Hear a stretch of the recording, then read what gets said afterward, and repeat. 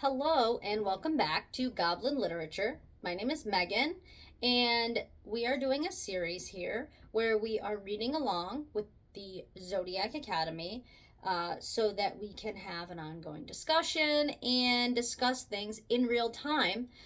One problem I keep running into is that if I'm reading a long series, I can either not convince my friends to read it because they're reading something else, or we all read it at a different pace, and then you can't really have an ongoing discussion until everyone's finished. So, this series is Zodiac Academy Read Along.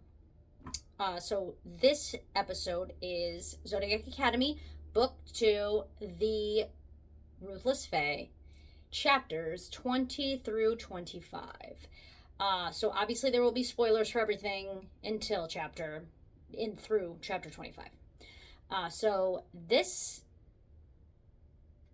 plot so far, major plot points. These chapters are basically the whole dinner adventure at the Acrux's Mansion.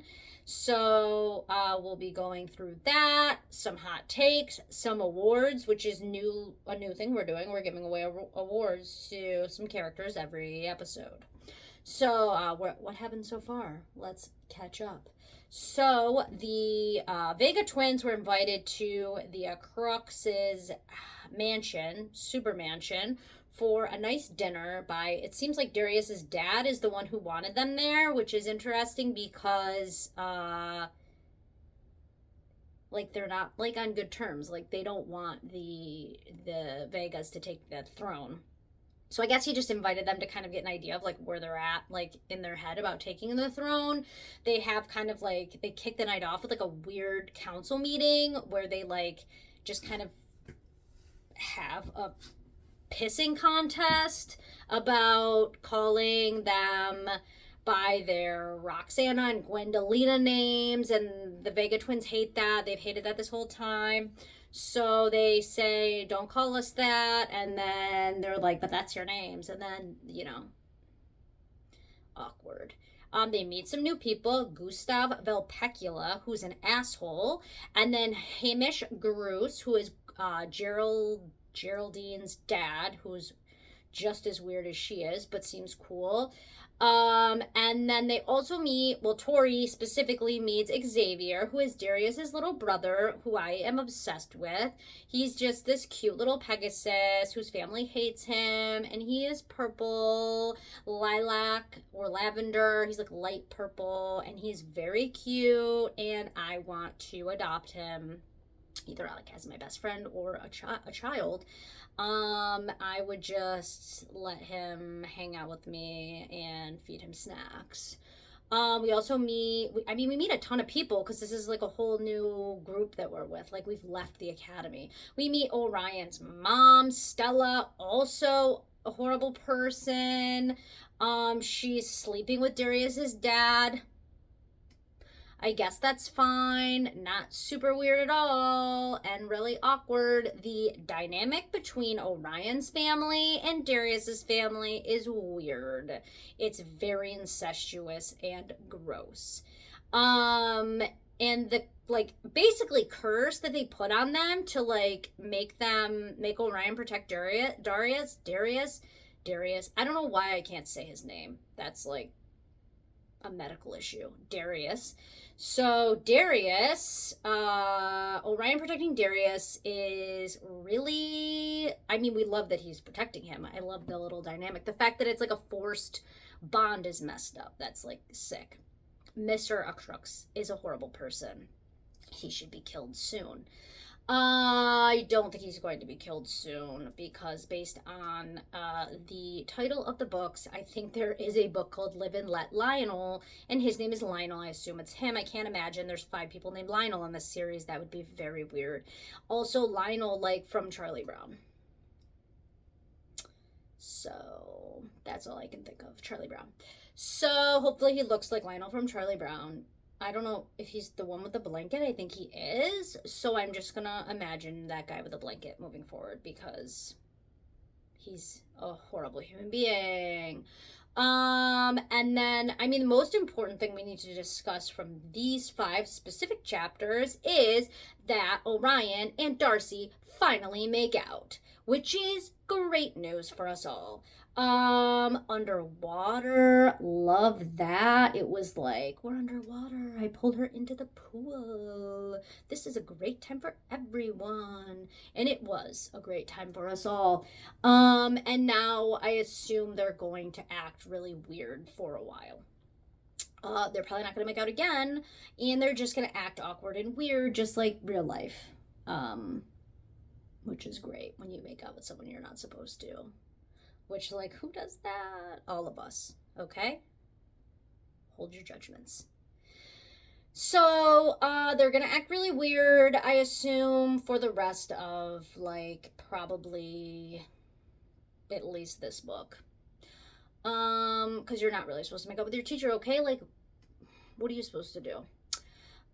So then we get a little more information. We get an Orion point of view chapter, which is where we find out that his sister that disappeared, that we just found out his sister disappeared, the little sneaky, suspicious message on the death tarot card that says answers revealed on the lunar eclipse.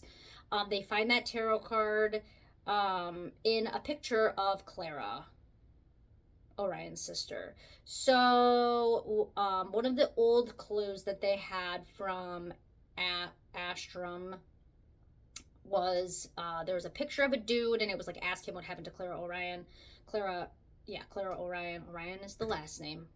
Lance is his first name. Clara Orion. And they were like, we don't know who this dude is. And then it was Geraldine's dad.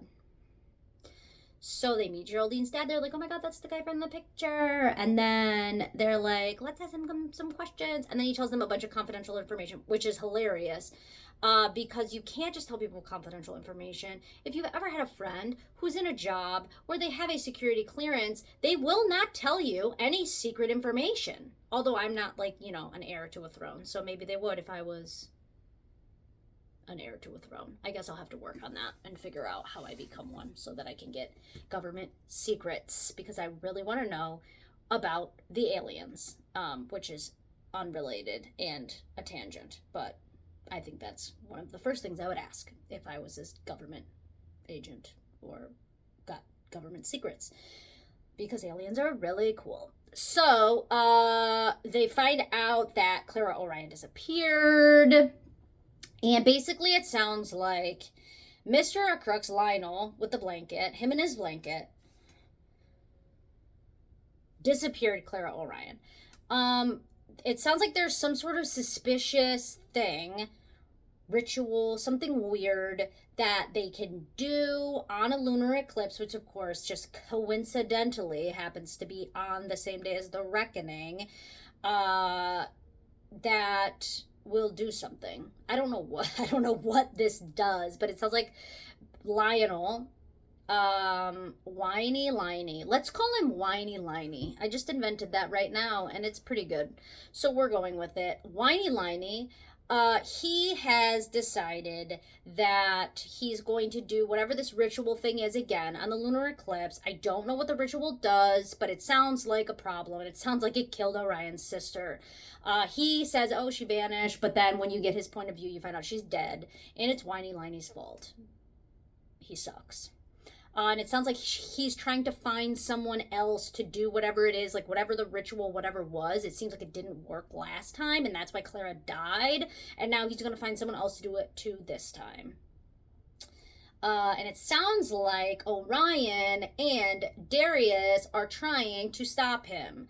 And they have some sort of secret plan. We don't know what that is. But I hope it involves Whiny Liney getting stabbed. But like I said, I don't think he dies, because like 5 books later we have Live and Let Lionel. You just called it Whiny Liney, but they didn't. So that's a little bit suspicious behavior. So that's kind of like what happened. Also, when Tory and Darius kind of left the party to get some snacks, because apparently rich people have bad snacks. Maybe I've never been to a rich person party, but when I've gone to parties that are, I would say, upper middle class with my like fancy friends that are fancier than me, the food is really good. So I don't know why they act like rich people have bad food, because I thought they had good food. And I'm talking like slight upper middle class. I'm not talking like live in a mansion. I don't know anyone that lives in like an estate. But I would like to think that money can buy quality hors d'oeuvres, you would think. Don't know why they don't have good food. Really weird. And then so Darius and Tory, yes, because I still sometimes get them confused. Darius and Tory leave to get snacks. They get a sandwich, which is hilarious. And then they go to see the bikes, because we know Tory loves her bicycles. And by bicycles, I mean really expensive motorcycles. And they have like horrifically cringy names. Like, I don't even remember, they were bad. I blocked them out. I dissociated the names of the bikes because they were so dumb. So, they see the bikes, and then Whiny Liney shows up, and he's being a total jerk, and he's like he's just being a horrible person, and Tory basically tells him to F off, which is great. It's the vibe. So that is great, and then Darius gets like nervous and protects Tory because her dad's like about to kill her. His dad is about to kill her. Whiny Liney, the murderer. And he also is an adulterer and also a child abuser. So this guy is like really a class act. He then goes off and beats the shit out of Darius. And then like him and Orion are wandering around covered in blood, whatever. And after that, that's when Orion makes out with Darcy. He's like doing a lot of activities. He's like getting his beating up, Whiny Liney fighting him. Then he's like making out with Darcy. Then he finds out Whiny Liney is banging his mom. And he's like, yeah, not even surprised. And you're like, me either, because these people really seem horrible and like very yucky human beings is what I would say. So yeah, I mean, everyone's doing a lot of activities in this at this party. And then we've got like Tory, who Caleb is like, I'm hungry, and she's like, you can't bite me, I'm gonna run away, it's gonna be a fun little game. And he's like, okay, LOL. And then they're like running around, and then they like are like banging on like a table in a room in this mansion. And then Darius shows up, and he's like, yo bestie, we have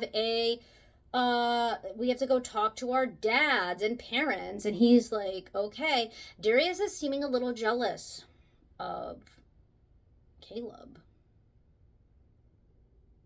So that's pretty interesting turn of events. So it seems like maybe he's getting a little crush on Tory.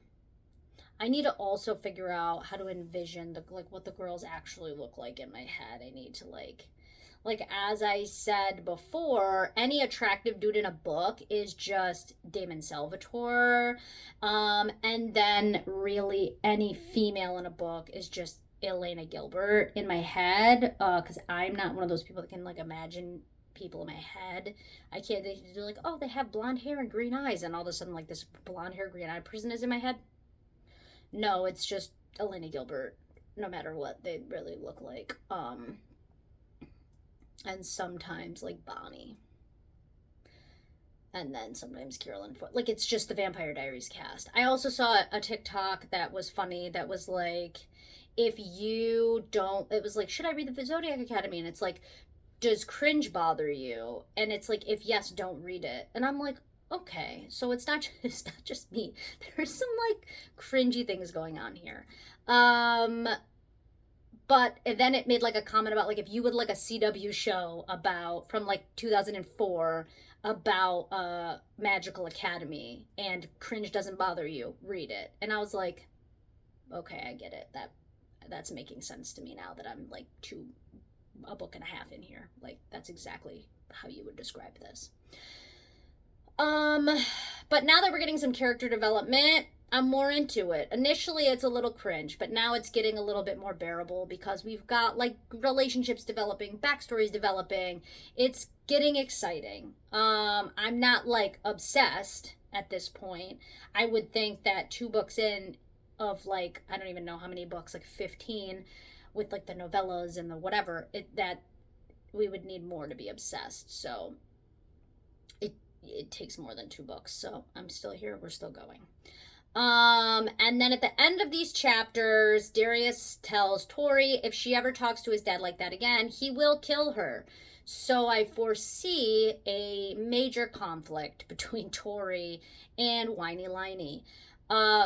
Because obviously there's going to be a huge conflict at some point with the heirs and they already have a conflict, but I feel like the heirs and the twins could maybe kind of get on the same page and figure something out as far as like an alliance. But I think that definitely Whiny Liney and most of his besties, like the heirs' parents, are not going to be interested in the twins. My prediction or hot take is that obviously to me, the twins are going to take the throne. And they keep saying they aren't. They're like, Jon Snow, I don't want it. I don't want it. But like, why would there even be books if they just like went back, took their inheritance and went back? Like, I think there will be some like complicated relationships, and maybe they'll end up with some of the heirs and they'll rule together, or there will be some sort of mass civil war and the girls will take over. I don't know. But in some way, they will eventually rule Solaria. That's why there's so many books. So, the awards for this episode, I have Low-Key Hero Award. I have Father of the Year Award, which I'm sure you can guess who that is. And then the Up-and-Comer, which is actually someone I haven't even talked about yet in this episode. So, Low-Key Hero, Darius, he is great.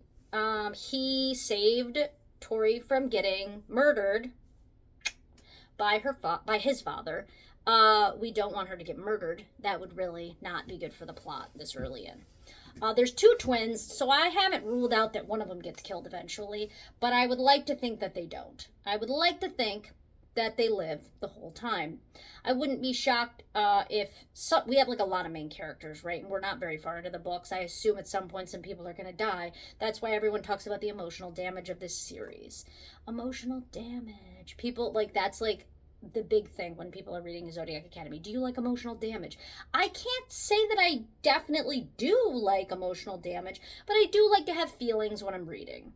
Otherwise, I would read only books about finance, I guess. I don't know.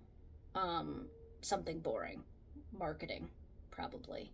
Human resources. Business administration. So those are boring books. Philosophy. So, some helpful, interesting subject matter, but like, we're not reading that for the plot.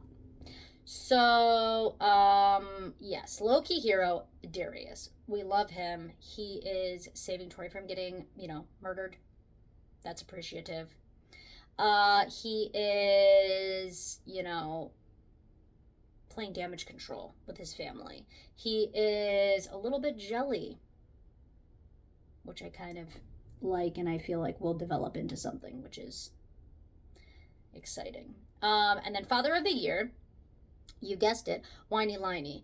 The dude is horrible. And obviously Father of the Year sarcastically. The dude is literally the worst father that I have heard of recently. There's some, bad fathers out there, but as far as book fathers go, this dude sucks. He is, adulterer, child abuser, murderer. He is super, orderophobic. I was trying to figure out, I think I said xenophobic in a different episode. I don't think that's the right term. It's not racism either. It's orderophobic. I just decided that. I think that's the most appropriate term for this because he is against orders that are below his. He is a piece of shit. I'm sure he's also racist and xenophobic on top of this. But orderophobic, I think, would be like the most politically correct way to describe it. Yeah, he sucks. So we don't love that about him. He is mean to his cute little Pegasus child, Xavier, and I hope Xavier kills him. That would be great. And then Up and Comer Award. The Up and Comer Award, Mildred. Darius's ugly cousin. She is horrible, but like hilarious. I'm into it. I mean, she was rude to everyone, but like she just talks shit like it's her job. And I think that's great. And they mentioned that maybe she's transferring to Zodiac Academy, and I think that would be hilarious. And I assume that she does. Otherwise, like, what's the point of her? So I assume she's going to transfer to Zodiac Academy, and then it's going to be a disaster because obviously Darius does not want to marry her, and she is insane. So that's kind of hilarious.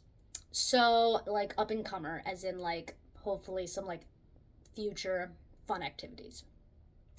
And then we've got no other awards, but coming up next on the next episode of Zodiac Academy, what's gonna go down with Tory and Whiny Liney? I put Mr. Acrux in my notes, but I'm going to change that to Whiny Liney everywhere moving forward. I will have shirts made and we will make it a thing. So, what's going to happen? Obviously, at some point, there's going to be some sort of major situation, and I'm hoping she just blasts the guy straight to hell. And then, the other big outstanding question I have is, what is Orion up to with Darius? Like, what are they up to? They have some sort of plan. They're having, like, secret things going on. They're very cryptic. We haven't really gotten any information as far as, like, what they're doing. We just know they're doing something. A plan to stop Whiny Liney. And I don't know what that plan is because we don't really know what Liney is doing. We know he's probably kidnapping someone that's going to get killed, and we don't know, like, what the purpose of that is and why he's trying to do that. So those are the outstanding kind of up next things that I think we will get answered, or at least the questions I'm like most interested in. Obviously, as I've said repeatedly, what's the girl's order? That's one of my big outstanding questions that we still have no new information on, so I don't even feel the need to discuss it again because we've discussed it. Otherwise, I would love to hear your thoughts on this entire series so far. If you have any awards you'd like to give out, any theories, any questions, anything you'd like me to discuss in the next episode, definitely let me know. If you want to keep following along, like, subscribe, obviously, and we can just keep on keeping on, as they say, with this series. And in the meantime, happy reading, and I hope to hear from everyone soon.